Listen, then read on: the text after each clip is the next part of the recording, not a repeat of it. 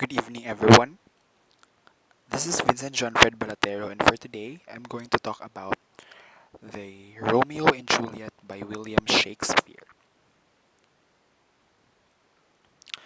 So, Romeo and Juliet belongs to the literary era Renaissance period.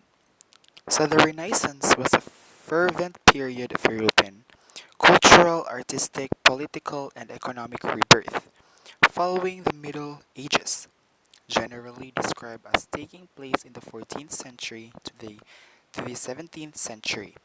The Renaissance promoted the rediscovery of classical philosophy, literature, and art. So, there are the common themes in this period are more on social, uh, empowerment, and other things like that. So, for the author's background, William Shakespeare. Shakespeare is also spelled as Shakespeare, in which it was changed from Shakespeare, Shakespeare, to Shakespeare, was a renowned English poet, playwright, and actor born in 1564 in Stratford upon Avon.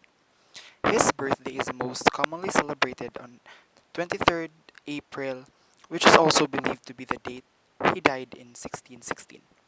Many people believe that William Shakespeare is the best British writer of all time. He was known for his beautiful sonnets, beautiful novels that made him to become known as the most or the best British writer of all time.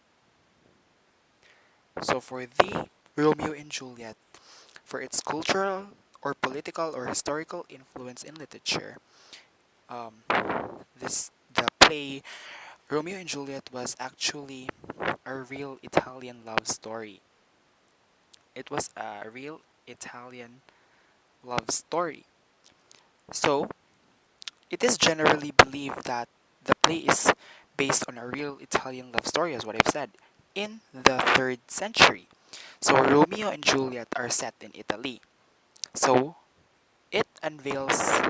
Juliet's openness about sex unveils or reflects the English stereotypes about Italian women, who were believed to be less chaste than their English counterparts. So this story unveils cultural aspects of the Italian women. So the theme. So the theme of this story actually there are actually lots of theme, but I only picked out the most common or the most relevant ones. So the first is abiding quality of romantic love. Although presented as a short-term expression of youthful passion, Romeo and Juliet's love for each other ultimately wins over every form of social constraints. The abiding quality of their selfless love is an essential theme of the play. So next is individual versus society. The conflict between individual desires and social institutions is a recurrent theme in Romeo and Juliet. The young lovers struggle against their respective families is the most important theme because we know that Romeo and Juliet fell in love with each other despite of the rivalry of their families. Next is violence. Violence is also included that plays a significant role in the play. Usually blind passion, hatred, and desperation, and some instances of violence given throughout Romeo and Juliet. Violence because there are lots of scenes that involves killing, involves of uh, death and other horrifying things. And lastly, death. Death that lurks throughout the play. Romeo and Juliet shows the journey of two lovers from their initial love-filled meeting up to their death. Not just Romeo and Juliet who died in the end, but there are a lot of characters that also died throughout the story. So next, the characterization. The characters are Romeo Montague, the son of the Montague family, who fell in love with Juliet, while Juliet Capulet was the daughter of the Capulet family who fell in love with Romeo.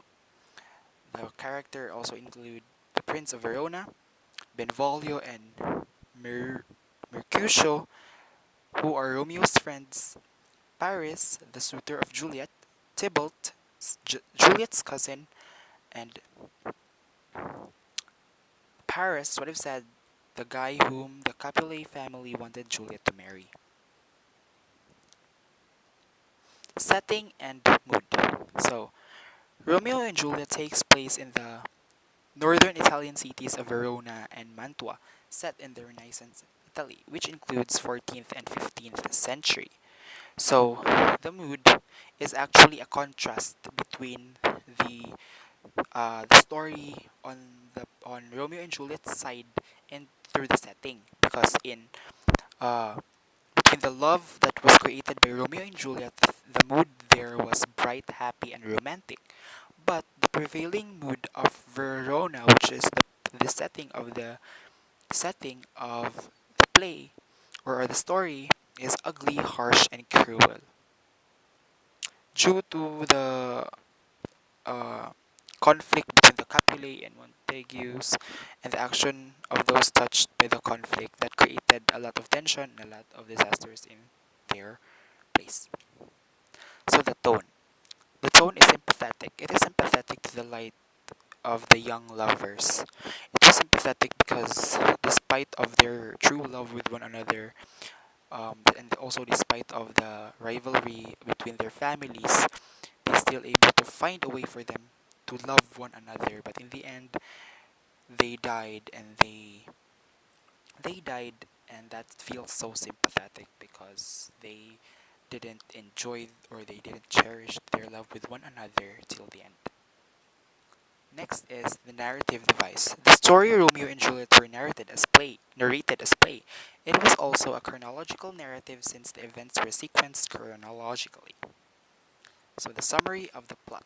So starting off, so Romeo and Juliet opens with a prologue introducing the setting, the backstory, and the plot of the play.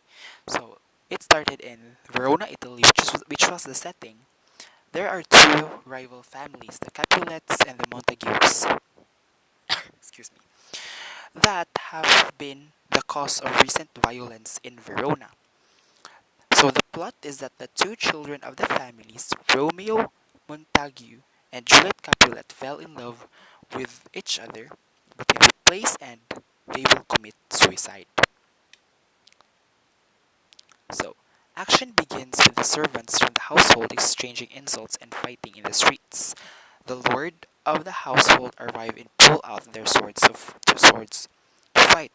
Just then, the prince arrives and declares their feud illegal. So, we are introduced to Romeo Montague, who is lamenting his unrequited love for Rosaline, because Rosaline was like an arranged woman by the Montague family because they wanted Rosaline to marry Romeo, but Romeo doesn't love him. But um, Benvolio, Romeo's friend, promised to find another girl for him. So, at the same time, Juliet learns that he has a suitor, Paris, in which Paris was the one who was the one the Capulet family wanted Juliet to marry, which also Juliet doesn't him, love him. So next, the Capulets are hosting a masquerade ball. So in the masquerade ball, Romeo, Benvolio, and Mercutio sneaked into the ball, and Romeo falls in love with Juliet. And through that ball, Romeo and Juliet met with each other. But then, Juliet's cousin Tybalt finds out Romeo was there and wants to fight with him. But but thankfully, the Lord Capulet tells him no. So, Romeo and Juliet flirts and kiss. So after the party, Romeo sneaks to the Capulet orchard where he and Juliet declare their love. They decided to get married the next morning with the help of Friar Lawrence, in which they were married by Friar Lawrence secretly.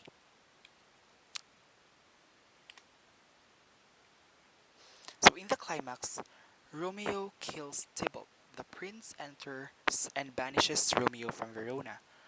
But before Romeo banishes from Verona, Romeo and Juliet consummate their marriage for them to show how they love one another. And the next morning, Romeo leaves for Mantua. So, for Mantua. But, but, uh, the next morning, Lord Capulet enters Juliet's room to tell her she is marrying Paris. But she rejected his command, and he threatens to disown her. But in the following action, she goes to Friar Lawrence, who devises the plan for her to take a potion that will make her seem dead. And when she wakes her up, and when she wakes her, and when she wakes her, and when she wakes up, her and Romeo can run together. Then Juliet returns home. When Juliet returns home, he faked to disobey his parents. He faked to disobey his family's commands. And as she enters her room, she drank the poison, and the family and Paris find her seemingly dead. After that, Romeo heard the news of Juliet's death. Before receiving the friar's letter describing the plan to him, the plan of the friar and Juliet, in order for them both to live together and for them to leave the place and live by themselves. But unluckily, as what I've said, Romeo heard the news of Juliet's death before receiving the letter. So, Romeo comes to the tomb of Juliet and Paris confronts him. But Romeo kills Paris. Romeo finds Juliet seemingly dead and kills himself with the poison. Juliet wakes up, finds Romeo dead, and stabs herself with his dagger. During the resolution, the heartbroken families find the dead youths decided to end their feud. So the moral of the story is letting old family wounds go and not letting your emotions rule your life. Because, as what we've known, the rival families took their anger and rivalry consumed their lives. The opening lines of the play tell how the hatred between the two families led to the death of their beloved children. The moral is that we should not bury or we should not let um what's this revenge or anger eat our lives, because in the end something bad will happen if we will continue to do that, and um, if we will not cut it out, something bad might happen. So that's all for my presentation. That's all. Thank you very much. Once again, I'm Vincent Johnfred Balatero from BSEd English third year. Thank you and goodbye.